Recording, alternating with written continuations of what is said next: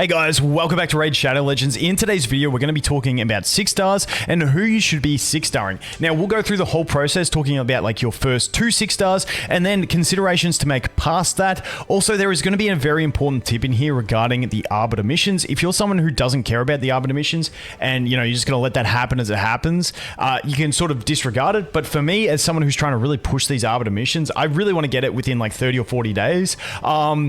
There is a very big consideration that you have to make when choosing your 6 stars based on that. But let's first talk about your first 6 star. That is the easiest one in the game. It should be your main damage champion. For a lot of people, that will be Kale. For me, it was Supreme Gallic. This is the champion that's going to be your main damage dealer across the board, where you're also going to go ahead and get their masteries. You're going to pay the 800 gems for their masteries. They are going to be your main carry. You don't want to do a support as your first 6 star because obviously the support isn't going to have the value of being able to level up your fodder quicker to make your other ones. You want to have someone that once you get them 6 star, you're definitely going to be able to farm like stage 12-3, as the general recommendation of Brutal, and go ahead and have high efficiency experience for making your next 6 star. Fairly self-explanatory. I'm not going to go past that. Number 2, I would highly recommend, I think the best champion as your number 2 6 star is Tagoar. Now, if you don't have Tagoar, the way I got this guy was through my download link. It does give you Elenaril, then at level 10 Tagoar, level 20 Mausoleum Mage, and then level 30 Uugo. That's how I got the Tagoar. Tagoar is, in my opinion, the perfect... After doing this, I am 100% sure on this. There's no one else that I would have rathered 6 star before him. The dude is a monster because even though he's a support, and we'll talk about supports in a sec, this guy carries you in every aspect of the game. You do need to have him booked, though. You want to have these 2 max before you do it because you want to be getting that value out of him. But I think he's the perfect second one because he heals, he increases speed, and he revives your whole team. So because he is so chunky, especially at 6 star, he can just basically carry your whole team. Champions can die, he'll just bring them back. He is an absolute monster across the board in every aspect of the game. So I think this guy is without a doubt the kind of champion that you want to be your second 6 star. He's got that unique kit of reviving, of healing, of speed buffing. He's just got everything. He also does have the HP lead in all battles, which is useful in a lot of situations. And I think he's the perfect type champion for your second one. But that is pretty much the gist of your first 2. Now, I want to quickly mention what I was talking about in the Arbiter missions. So in the final phase of the Arbiter missions, which you can't see until you get there, and I'm not there yet, I just saw it on hellhades.com, I was researching them all. There is a mission to make ascend a Force, Magic, Spirit, and Void to 6 star Ascension. Now, there's missions before that require you to ascend 4 champions to 6 star already. And the problem with those ones in the final phase is they're not retroactive. Meaning to complete the Arbiter missions, you are at least going to have to make 8 6 stars. But the last 4 of them, if you're trying to do it efficient, want to be one of each element so that you can go ahead and make them 6 star awakened for those missions. So that is a big consideration if you do care about the Arbiter missions and doing it efficiently. So for me, Mausoleum Mage is the only Force champion that I have in my roster at the moment that I would think about 6 starring. Now, I don't think I want to 6 star him at this stage. I think he's perfectly fine at 5 star for me. But if I don't pull another one, he will be the one that I do. Similarly, with Spirit, Armiger will be probably the one that I 6 star if I don't pull any others. So you've got to consider that. So even though Mausoleum Mage is in like all my core teams at the moment, 6 starring him right now might be a bad move because then I might not have one for those Arbiter missions. Once again, that's a bit more niche for people really pushing, but just keep that in mind if you are looking to the Arbiter missions. So after we go through those first 2, let's talk about considerations for your next one. The first one is, there's 2 big considerations that I have. Are they going to be generally good across a lot of things on your account?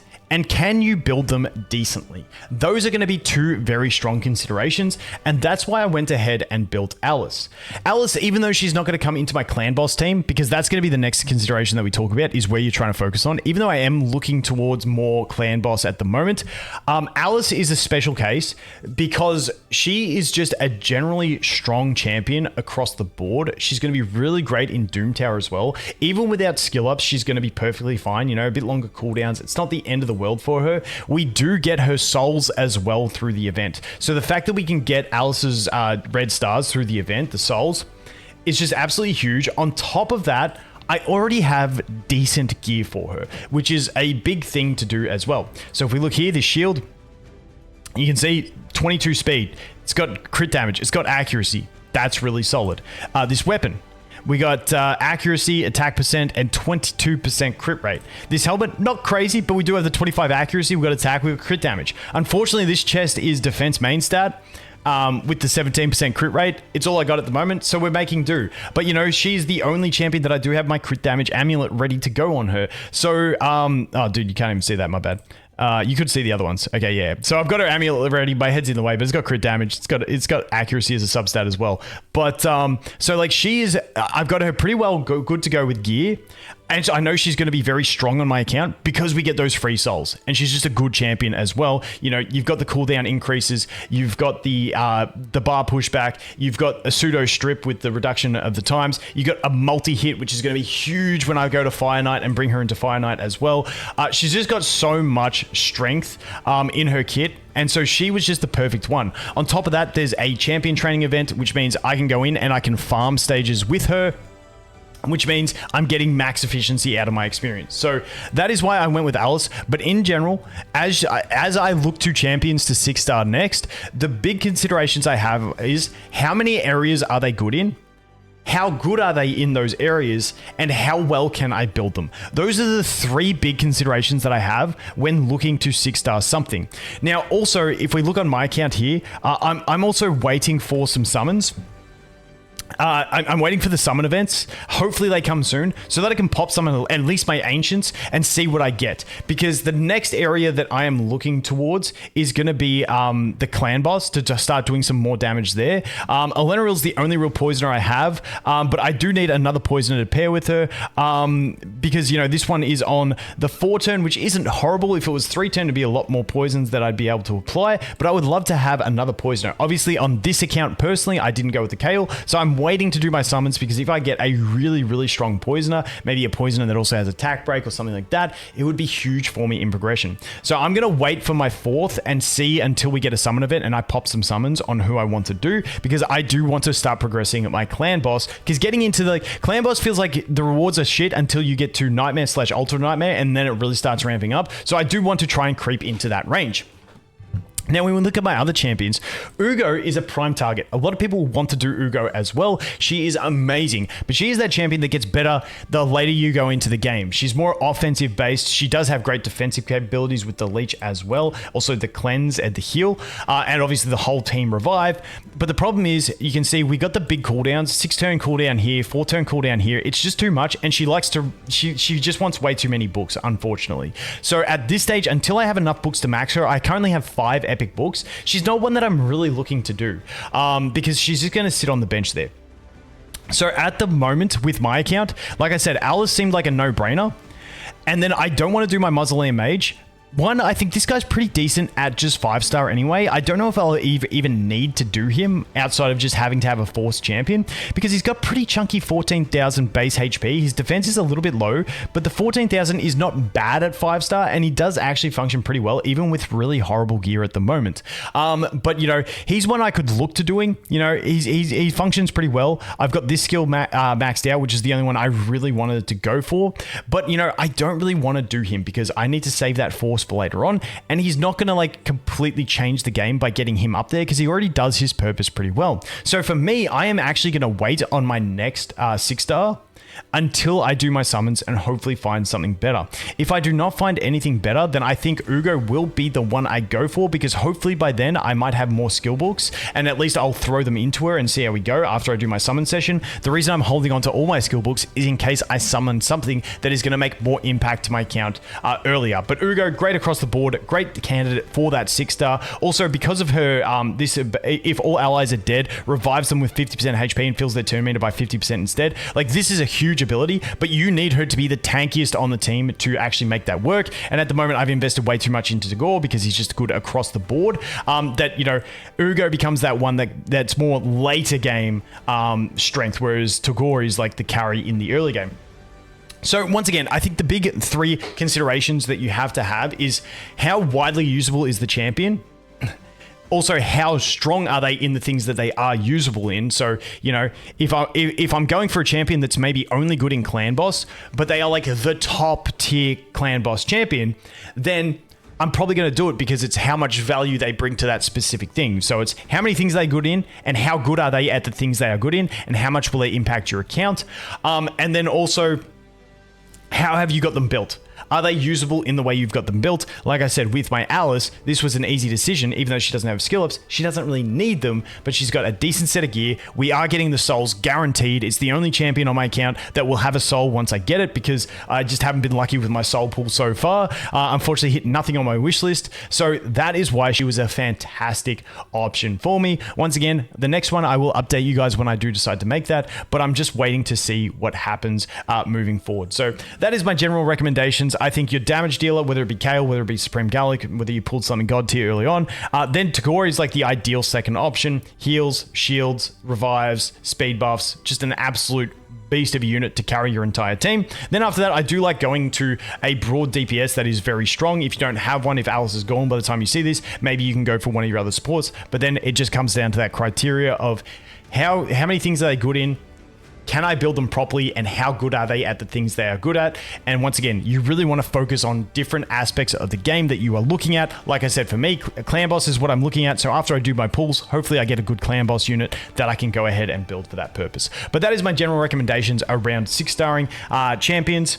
I'm going to keep grinding out this Alice, but let's jump in and talk about day 11 of this account progress, give you guys a general update on where we're at. And like I said, we're on day 11. I think we're like 1 minute at the time of recording this from going into day 12 of the account. But obviously, we made the Alice 6-star, been doing some farming with her. I used her because I needed to get a copy of Sorceress for the fusion that's at the end of this stage of the Arbiter missions, because if we go over here to the fusion, we will have to make a relic keeper, and so I had to get a copy of her. Finally got it. It took me a lot of stamina, but the good thing is it was a low efficiency farming stage, but because I had the Alice, at least I was farming it, and every champion in my squad was getting the experience, so it gave me a good efficient way of farming that. Now I'm going back to farming some fodder. However, like I said, for these missions I will have to do some dragons, a bit more dragons, and finish this one off, which I'll probably just get that buckled up and out of the way, and then I am going to shift to going all in on the Spider tournament in 11 hours when that starts.